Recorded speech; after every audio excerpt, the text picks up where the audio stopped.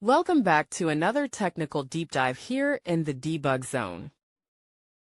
Today we're tackling a big question and breaking it down with insights from other users.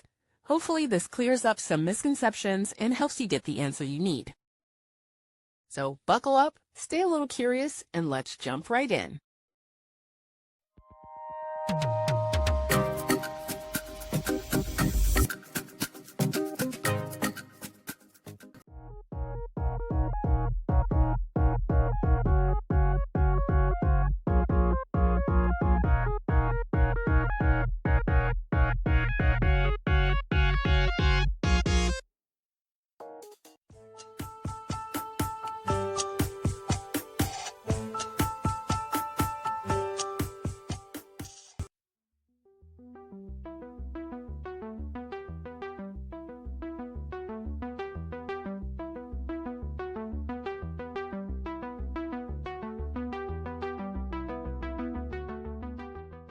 And that's a wrap.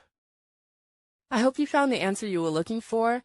If you did, take a second to hit that subscribe button. It really helps out. And let me know in the comments which solution worked best for you. See you next time in the debug zone.